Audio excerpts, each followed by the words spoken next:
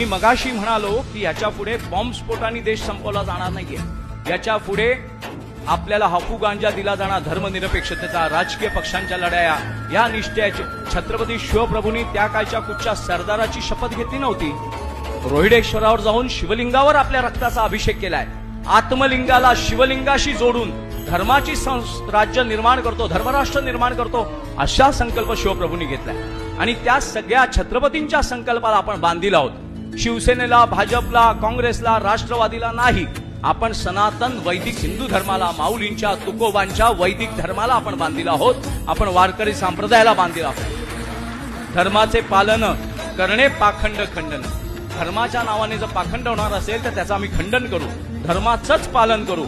आणि आज आपल्याला राज्य सरकार म्हणून म्हणजे थोडा वेळ मी एकनाथराव शिंदेंवर सुद्धा बोलणार आहे। का बोलणार आहे? कारण अफजल खानाच्या थडग्याच्या भोवती जे त्याचं उदात्तीकरण करण्यात आलं होतं, 12 AC वातानुकूलित खोल्या ज्यांनी बांधल्या होत्या आणि रोज त्या मुल्ला मौलवींच्या अंगात अफजल खान यायचा, या अल्लाह, शिवाजीने दगा केला आणि मुंबईतले देशद्रोही मुसलमान तिथे चादर पाठवायचे आणि एसटी महामंडळ त्याला मोफत मुंबई ते सातारा प्रतापगड पर्यंत मोफत ती चादर नेऊन द्यायचं आणि रोज त्या भडव्याला तिथे चादर घातली जायची। आणि छत्रपती शिवप्रभूंच्या शिवभूमीत रोज अफजल खानाचं उदात्तीकरण करून छत्रपतींचा अपमान केला जायचा।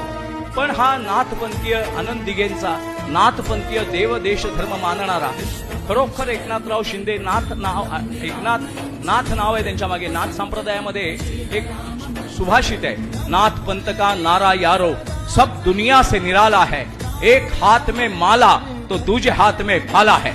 छत्रपती शिवप्रभू हे जगदंबेचे उपासक आहेत, तुळजा भवानीचे उपासक आहेत। तुळजा भवानीचं पायाचं तीर्थ घेऊन कोथळा काढायला गेलेले आहेत। नाथ संप्रदायी उच्च कोटीतला योगी आहे, तपस्वी आहे, योगी योद्धा आहे। आणि मग ह्या एकनाथरावांनी काय केलं की अफजल खानाचं इतक्या वर्षांचं हायकोर्टाने, सर्वोच्च न्यायालयाने ते उदात्तीकरण पाडा तोडा सांगितलं होतं, तरी राज्यकर्ते तोडत नव्हते। एकनाथराव शिंदेनी आल्या आल्या पहिलं काय केलं असेल तर अफजल खानाचं थडगं नागडं तसंच्या तसं ठेवलं, कारण थडगं आपल्याला पाहिजे। आणि 12 जो ते खोल्या होत्या AC, झुंबर लावले होते, RCC बांधकाम करून जवळजवळ 25-30 गुंठ्यामध्ये राजवाडा तयार करण्यात आला होता अफजल खानाचा।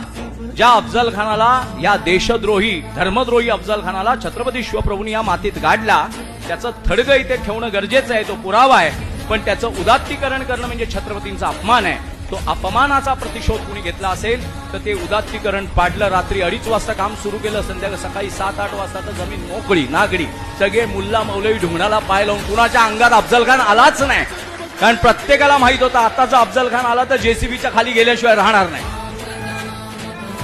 मग असा एकनाथराव शिंदेसारखा कर्तृत्ववान पराक्रमी मुख्यमंत्री आपल्याला लाभलेला आहे। त्याचं हिंदुत्ववादी म्हणून आपण समर्थन केलं तर ते हिंदुत्ववादी राहतील, नाही तर राजकीय दृष्ट्या ते संकटात आले तर नाईलाजाने त्यांना त्यांची भूमिका बदलावी लागेल। मग ह्या आपल्या राजकीय नेत्यांना आपली भूमिका हिंदुत्ववादी करून घ्यायची असेल तर आपल्या समाजाला, पूर्वी एक म्हण होती, यथा राजा तथा प्रजा, पण आता लोकशाही आल्यापासून ही म्हण उलटी झाली आहे, यथा प्रजा तथा राजा। तुम्ही